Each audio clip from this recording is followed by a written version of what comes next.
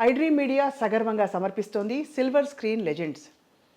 1960, 70, 80వ దశకాలలో విలక్షణమైన గాత్రం, సుమధురమైన కంఠం, అలాగే చక్కని పాటతో అందరినీ అలరించిన గాయని శ్రీమతి బి వసంత గారు. వారి పాటలు గుర్తు చేసుకోవాలంటే చందమామ రావే, జాబిల్లి రావే, కొండెక్కి రావే, గోగు పూలు తేవే, ఇది చాలా సుపరిచితమైన పాట. వీటితో పాటు మానవ జాతి మనుగడకే ప్రాణం పోసింది మగువ, అలనాటి పాట ఇది.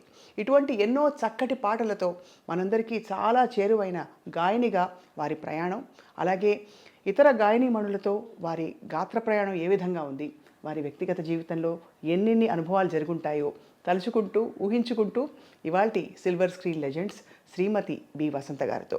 అమ్మ నమస్కారం. నమస్కారం అండి. వసంత గారు, nice to meet you. Very great singer.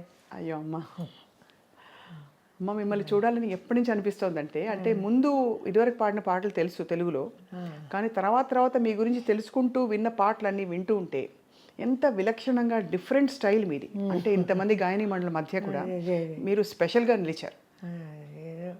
దేవుడి దయ అంతా. మీరు బేసిక్గా తెలుగు బిడ్డ అని తెలుసు. ఇది గుంటూరు కదా? గుంటూరు నుంచి మరి ఇన్ని భాషల్లో మీ ప్రయాణం ఎలా జరిగిందా అనిపిస్తుంది. గుంటూరు నుంచి ఇక్కడికి మైగ్రేట్ అయిపోయాం. మెడ్రాస్కా? చెన్నై 61లోనే. నేను పుట్టింది యాక్చువల్గా మచిలీపట్నంలో. చదువు, సంధ్య, పాటలు నేర్చుకోవటం అన్నీ గుంటూరులోనే. అంటే అప్పుడు ఆ రోజుల్లో ఏమీ లేవు కదా, టేప్ రికార్డర్లు. అవును. ఒక రేడియోనే, చిన్న రేడియో ఒకటి ఉండేది మా ఇంట్లో. అందులో ఎప్పుడు మంచి పాటలు వస్తాయా, పాటలు ఎప్పుడు వస్తాయి, మోస్ట్లీ హిందీ సాంగ్స్. అవి వాటి కోసం అని ఎదురు చూస్తూ ఉండి నేర్చుకునేవాళ్ళం. ఈ శ్రీరామనవమి పందిళ్ళు, గణేష్ నవరాత్రి పందిళ్ళు, అప్పుడు పాటలన్నీ పెడుతూ ఉండేవాళ్ళు. అప్పుడు వెళ్ళి నేర్చుకోవటం. తర్వాత సినిమాలకి ఏ సినిమా వస్తే ఆ సినిమాకి వెళ్ళిపోయి ఆ పాట పుస్తకం కొని ఆ పాటలు ఒకసారి చూపిస్తారు కానీ రెండోసారి మళ్ళీ పంపిస్తారు కదా ఇంట్లో కూడా సినిమాకి. అప్పుడే వెళ్ళినప్పుడు నేర్చేసుకుని రావటం. మళ్ళీ ఎప్పుడైనా తప్పొప్పులు ఉంటే ఈ పందిళ్ళల్లో ప్రోగ్రాంలలో వేసే పాటలను విని అవి నేర్చుకుని పాడటం. అప్పట్లో ఏ పాటలు ఎవరి పాటలు ఎక్కువ వినేవారు మీరు? అప్పట్లో లీల గారు, లతా మంగేష్కర్ చెప్పక్కర్లేదు, నాకు మానసిక గురువు ఆవిడ. అవునా? తర్వాత జానకి పాటలు కూడా, ఇంకా ఆ రోజుల్లో జానకి ఇంకా సినిమా ఫీల్డ్కే రాలేదు. సుశీల గారి పాటలు కూడా వస్తూ ఉండేవి. జిక్కి గారి పాటలు అవన్నీ వింటూ ఉండేదాన్ని. ఏ పాట బాగా ఇష్టంగా ఉండేదమ్మా ఆ రోజుల్లో? మీరు కూడా అంటే అందరూ ఒక్కొక్క పాట అడుగుతారు, మీరు ఈ పాట పాడండి, పాడమ్మా అని చిన్నపిల్ల కదా మీరు, అప్పుడు అడుగుతారు కదా, అలా ఏ పాట అడిగేవారు మీరు విన్న పాటల్లో ఆ రోజు? అప్పట్లో ఇంకా చెప్పాలంటే నర్తనశాల, సంతానం, ఆ పిక్చర్లలో పాటలు, జననీ శివకామిని. ఆహా, మంచి పాట, మంచి పాట. అమ్మ ఒక్క లైన్ పాడరామ్మా మా కోసం? పాడతాను. అమ్మా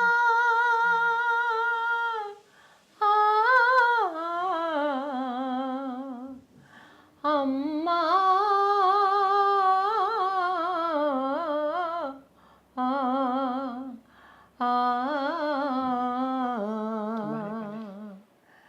జననీ శివకామిని జయ శుభకారిణి విజయ రూపిణి జననీ శివకామిని.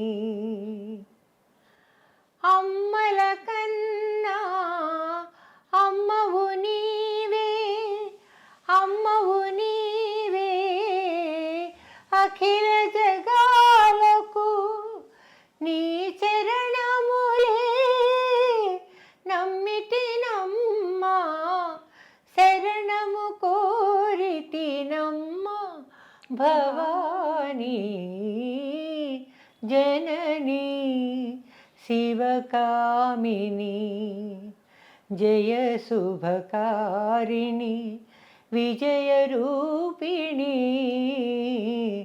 జననీ శివకామిని.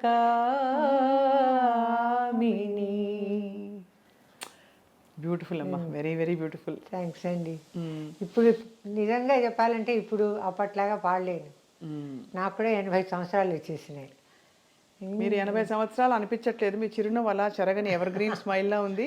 మీ పాట గాత్రధర్మం కూడా ఎక్కడ అసలు గమకం ఏమీ కదలట్లేదు. అద్భుతంగా ఉంది అమ్మా. Thank you madam. సో అలా పాటలు వింటూ